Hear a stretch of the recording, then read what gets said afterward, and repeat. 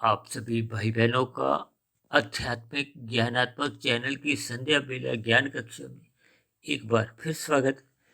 आज की चर्चा का विषय है परीक्षा के नंबर। अक्सर देखिए हम 84 लाख प्रकार की जोनियों में मनुष्य जोनी को इसलिए विशेष महत्व देते हैं क्योंकि मनुष्य जोनी को शास्त्रों में कर्म जोनी कहा गया है। इसी को ही हम अक्सर अपनी चर्चाओं में परीक्षा जोनी कह देते हैं। परीक्षा का अभिप्राय देखिए, हम सभी भाई बहन बचपन से लेके युवावस्था तक कितनी ही परीक्षाओं में उत्तीर्ण होते हैं और परीक्षा में बैठने वाले सभी विद्यार्थियों का एक ही उद्देश्य होता है कि वो 100% नंबर लाए। केवल पास होने का उद्देश्य ही नहीं होता। हालांकि देखिए, यदि मनुष्य उस परीक्षा में यदि फेल हो जाता है तो ये तो एक अधोगति की स्थिति है। अक्सर देखिए हम फेल होने को एक अधोगति की स्थितियों से जोड़ते हैं। इसलिए तो बार बार कहा जाता है कि मनुष्य को अपने मिले हुए जीवन में सात्विक स्थिति को मजबूत करना चाहिए। मजबूत करने का यहाँ अभिप्राय क्या है? देखिए, हमें जैसे विद्यार्थी को हम बार बार क्या कहते हैं कि साल भर पढ़ो ताकि जब आपकी परीक्षा का नंबर आए तो आप 100% नंबर लेकर उत्तीर्ण हो। यानी कि हम भौतिक जगत में भी देखिए इस नियम को 100% महत्व देते हैं, लेकिन अपने आध्यात्मिक जीवन में, अपने मिले हुए जीवन में हम इन स्थितियों को, इस आधार को कोई विशेष महत्व ही नहीं देते। शास्त्रों में देखिए बार बार कहा गया सत्संग करो, सत्संग करो। और एक साधारण मनुष्य देखिए सत्संग के नाम से ही कोई विशेष एक रुचि नहीं रखता। अक्सर देखिए वृद्धावस्था आते आते मनुष्य की कुछ लोभ से कहो, भय से एक सत्संग के प्रति एक थोड़ा सा रुझान उत्पन्न होता है। वो भी देखिए श्रद्धा पूर्वक सत्संग नहीं होता। इसीलिए तो कहा जाता है कि निरंतर अपने मिले हुए जीवन में श्रद्धा पूर्वक सत्संग करो। श्रद्धा का अभिप्राय देखिए, आपके पास जो मन बुद्धि है, जब तक ये जो मन बुद्धि यानी कि जब सूक्ष्म शरीर जब तक आपकी स्थूल शरीर के साथ सम्मिलित नहीं होता। देखिए, जब जब मनुष्य संसार में कोई भी काम करता है तो उसका मन शामिल होता है। ऐसा नहीं कि हम कोई अधूरे मन से काम करते हैं। हम कोई विषय भोगों का भोग लेते हैं तो मन आपका मरा उसमें सम्मिलित होता है। मनुष्य दिन में गपशप मारता है, खेल तमाशे देखता है, टीवी में धारावाहिक देखता है, कभी मैच देखता है, कभी राजनीतिक दलों की ऊपर चर्चाएं करते हैं। इन सभी स्थितियों में तो आपका हमारा मन जुड़ा होता है। यानी कि स्थूल शरीर की जो कर्मेंद्रियां हैं, ये 5 कर्मेंद्रियां क्या है? देखिए, हाथ पैर वाणी लिंग गुदा। हम जब देखिए मल त्याग करने जाते हैं, जब मूत्र त्याग करने जाते हैं, जब तक आपका मरा देखिए कर्मेंद्रिय के साथ मन नहीं जुड़ता तो हम उस क्रिया विशेष में सफल नहीं हो पाते। देखिए, बहुत ही ये साधारण सी स्थिति है। इसी तरह आपके बारे देखिए 5 ज्ञानेंद्रिय हैं जिससे हम 5 भोग्य विषयों का सुख लेते हैं। नाक, जिब्या, आंख, त्वचा, कान। अक्सर कभी कभी आपने देखिए ऐसी स्थितियां भी अपने जीवन में देखी होंगी कि हम अपने घर की तरफ जाते जाते हम थोड़ी आगे बढ़ जाते हैं क्योंकि आपका हमारा कोई चिंतन में कुछ और स्थितियां थी। तो ये सभी स्थितियां कभी ना कभी आपके हमारे जीवन में घटती हैं। इनका अभिप्राय केवल यही है कि स्थूल शरीर की कर्मेंद्रियां या ज्ञानेंद्रियों द्वारा हम तभी ही सफल हो पाते हैं जब मन और बुद्धि की स्वीकृति होती है, जब उसमें वो सम्मिलित होता है। जबकि हम सत्संग देखिए बहुत ही गैर जिम्मेदाराना स्थितियों में करते हैं। आपका हमारा मन वहां लगता ही नहीं। कारण क्योंकि आपके बारे देखिए सतोगुण में कोई रुचि नहीं होती। सतोगुण का अभिप्राय देखिए ज्ञान से होता है।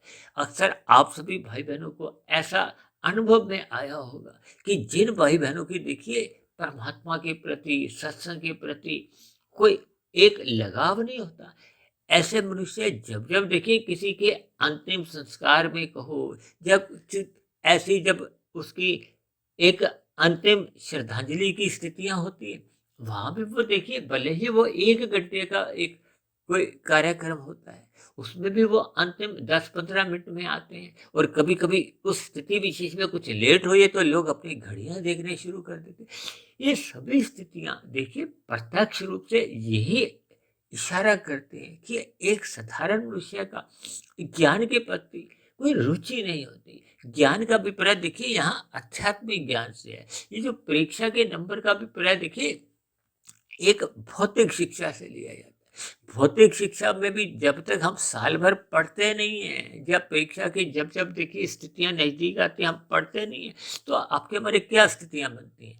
हम या तो देखिए अच्छे नंबर नहीं ला पाते, या कभी कभी हम ऐसी स्थितियां भी बन जाते हैं कि हम फेल ही हो जाते हैं। अब फेल होने का अभिप्राय देखिए, क्योंकि शास्त्रों में 84 लाख प्रकार की जोनियां बताई गई। हम सभी भाई बहन मनुष्य जोनि में है। मनुष्य जोनि को एक कर्म जोनि कहा गया है, एक साधना जोनि का एक अवसर कहा गया। देखिए परमात्मा आपका मेरे जो नंबर देते हैं वो सकाम कर्मों के ऊपर नंबर नहीं देते। हम जो जो देखिए फल पाने के उद्देश्य से कर्म करते हैं, उस पर तो देखिए केवल प्रकृति उन परीक्षा को एक नंबर देती है। कहते हैं ना, हम सकाम भाव से देखिए जितने भी कर्म करते हैं, यानी कि हम रजोगुण में रहते हुए कर्म करते हैं, तो आपके बारे वो साधारण पुण्य कर्म होती है। पुण्य कर्मों का फल प्रकृति देती है, ये रजोगुण की स्थितियां होती हैं। जब जब हम देखिए परोपकार के कार्य करते हैं, परोपकार के कार्य का मतलब हम देखिए पक्षियों को दाना देते हैं, पेड़ पौधों को जल देते हैं, पशुओं को चारा देते हैं, या विभिन्न प्रकार के परोपकार के कार्य जब जब हम सकाम भाव से करते हैं। सकाम का अभिप्राय क्या है कि फल पाने की इच्छा होती है। तो प्रकृति का जो एक कर्म फल सिद्धांत है, कर्म करने वाले को उसका फिर फल मिलता है। यानी कि प्रकृति आपके हमारे किए गए कर्मों के आधार पर ही आपको हमें फल देती है। उस फल का ही आप नंबर से स्थिति जोड़ सकते हो। यानी कि प्रकृति आपके हमारे किए गए कर्मों के आधार पर हमें नंबर देती है। अब नंबर का अभिप्राय देखिए आप विभिन्न स्थितियों से ले सकते हो। यही हमने देखिए पाप कर्म किए हैं, तो फिर प्रकृति आपको देखिए नंबर भी उसी हिसाब से ही देगी ना। यानी कि नंबर क्या है? अनुकूल और प्रतिकूल परिस्थितियां। अनुकूल परिस्थितियों को सुखमय कहा जाता है, प्रतिकूल परिस्थितियों को दुख से जोड़ा जाता है। अब यदि मनुष्य पुण्य कर्म करता है तो प्रकृति सुख रूपी अनुकूल परिस्थितियां देती है। जब जब हम पाप कर्म करते हैं, पाप कर्मों का अभिप्राय क्या है? निषेध कर्म, विहित कर्म, जो शास्त्रों में कहा गया है, विधि विधान द्वारा आप ये कर्म करो तो आपको एक सुख की प्राप्ति होती है। अब देखिए हम जब एक साधारण भौतिक जगत में देखिए स्कूल की कॉलेज की जितनी भी परीक्षाओं में बैठते हैं, वहां हम नकल नहीं कर सकते। नकल करने पे आपका बड़ा जो एक परीक्षा का जो एक पेपर है वो रद्द कर दिया जाता है, आपको सजा भी मिलती है। लेकिन शास्त्रों में देखिए हमें नकल करने से बिल्कुल मनाही नहीं है। आप शास्त्रों को पढ़कर जितना मर्जी पढ़ो, जितना मर्जी आप सत्संग करो, जितना मर्जी परमात्मा का ध्यान लगाओ, ब्रह्म मुहूर्त में उठो, चिंतन करो, प्रत्येक कर्म करने से पहले उस पर विचार करो। यानी कि आपको हमें देखिए अपने मिले हुए जीवन में कर्म करने से पूर्व, यानी कि परीक्षा में आपको हमें नकल करने की कोई एक मनाही नहीं है। बल्कि परमात्मा बार बार कहते हैं नकल करो, मेरी आज्ञा में रहो, गुरु को बार बार सुनो, एक बार सुनो, दो बार सुनो। अभी तो बार बार कहा जाता है सत्संग करो, सत्संग करो। एक सत्संग करने का अभिप्राय क्या है? आप नकल करो, आप गुरुओं की आज्ञा में रहो, शास्त्रों को बार बार पढ़ो। यानी कि परमात्मा आपको बार बार कहती है कि पाप कर्मों से बचो। जब जब हम कभी कोई देखिए निषेध कर्म करते हैं, तो आपके मन के भीतर एक आवाज आती है, वो आत्मा की। परमात्मा आपको मना करते हैं, मत करो ये पाप कर्म, इसका आपको दुख रूपी परिणाम भुगतना होगा।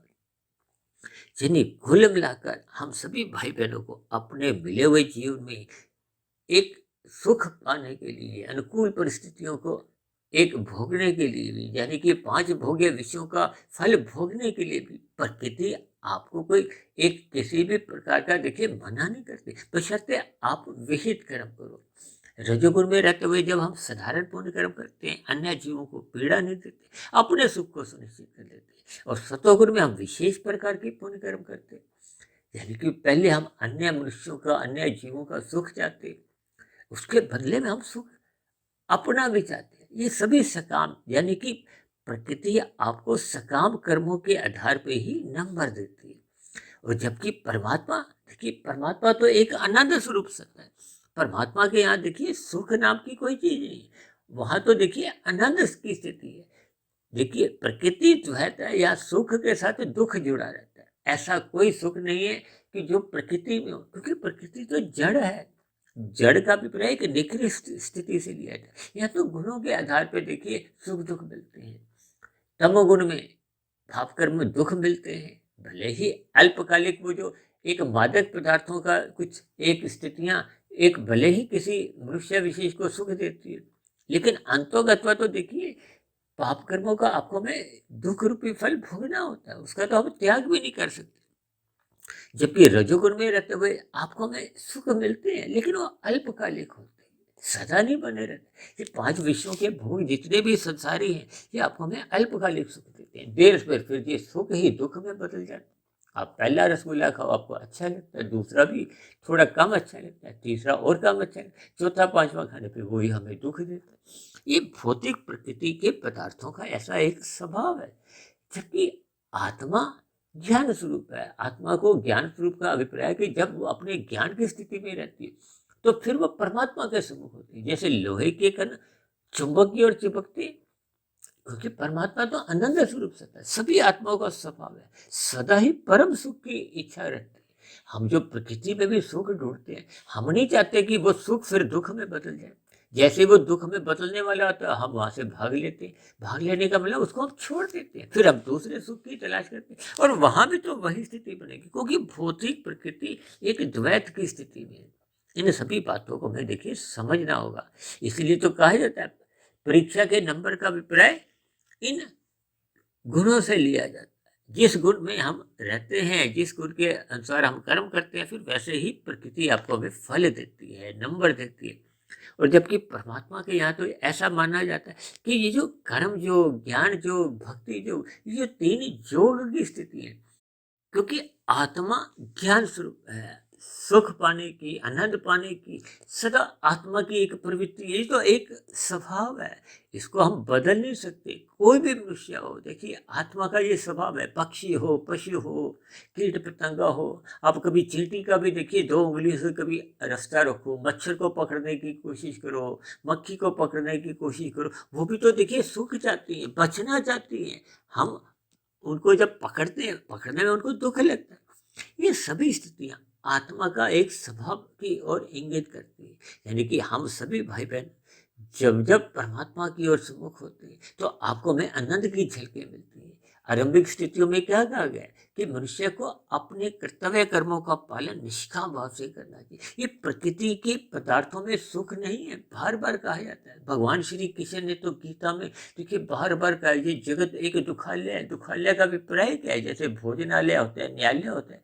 न्यायालय में क्या होता है? न्याय की स्थितियां होती है। भोजनालय में भोजन की स्थितियां होती है। जब संसार को ही भगवान श्री कृष्ण ने गीता में बार बार दुखालय गया, तो यहाँ दुखों की तो एक प्रधानता बनी ही रहेगी। यानी कि आपके हमें अल्पकालिक जितने भी सुख मिलते हैं वो देर भर दुख में बदल जाते हैं। आपके हमारे जीवन में दुख तो सदा बने ही रहते हैं। बीच बीच में देखिए सुख आते हैं, घंटों के हिसाब से, दिनों के हिसाब से, फिर चले जाते हैं। यानी कि सुख आते हैं और फिर चले जाते हैं। जब जब सुख आते हैं तो दुख उनको रास्ता दे देते हैं, थोड़ा हट जाते हैं। देखिए इनके भावार्थ को समझकर ही हम अपने जीवन के एक लक्ष्य को पहचान सकते हैं। यानी कि हमें अपने मिले हुए जीवन में कर्म योग में स्थित होना चाहिए, निष्काम भाव से कर्म करना चाहिए, यानी कि परमात्मा की ओर सम्मुख होना चाहिए। परमात्मा की ओर सम्मुख होने मात्र से, क्योंकि परमात्मा तो आपको हमें जो नंबर देते हैं वो तो कर्म योग के आधार पर देते हैं, ज्ञान योग के आधार पर देते हैं, भक्ति योग के आधार पर नंबर देते हैं। वो जो अपरम जो सकाम भाव से कर्म करते हैं वो तो उसके नंबर केवल प्रकृति देती है। परमात्मा आपका वे योग की स्थितियों के नंबर देते हैं। योग का अभिप्राय ही आत्मा और परमात्मा की सम्मुखता का है। इसलिए हम सभी भाई बहनों को अपने मिले हुए जीवन में सदा ही परमात्मा की सम्मुखता बढ़ानी होगी। परमात्मा की सम्मुखता बढ़ाने के लिए हमें अपनी सात्विक स्थिति मजबूत करनी होगी।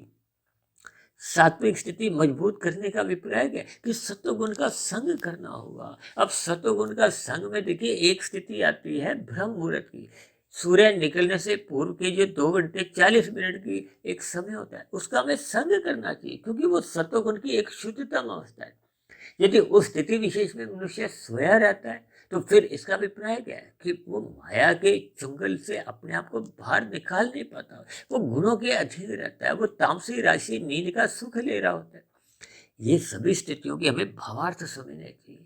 हमें परमात्मा का ध्यान लगाने के लिए ब्रह्म मुहूर्त में उठना होगा, परमात्मा की सुमुखता बढ़ानी होगी, परमात्मा का ज्ञान विज्ञान समझना होगा, प्रकृति के जो 3 गुण हैं इनकी स्थितियों को, इनके स्वभाव को पहचानना होगा, अपने 3 शरीरों की स्थिति को समझना होगा, क्योंकि स्थूल शरीर तो देखिए तामसी है, पृथ्वी जल अग्नि वायु आकाश का बना है। इनकी विषय भोगों के प्रति सहज ही रुचि है, क्योंकि उन्हें विषय भोगों के कारण ही उसका स्थूल शरीर का निर्माण हुआ है, उनका एक सजातीय संबंध है। लेकिन भगवान श्री कृष्ण ने क्या कहा कि अपने इन भोग्य विषयों के घोड़ों की लगाम को मन बुद्धि के अंतर्गत रखो, और मन बुद्धि परमात्मा ने अपने हाथ में रखा, यानी कि हमें गुरु की शरणागति रहना है, शास्त्रों के आज्ञा अनुसार अपना जीवन व्यतीत करना है और परमात्मा की सुमुखता बढ़ानी। ये सभी स्थितियां, सत्वगुण का संग करो, ब्रह्म मुहूर्त में उठो, परमात्मा का ध्यान लगाओ, गुरु की आज्ञा में रहो, शास्त्रों को बार बार पढ़ो, ये सब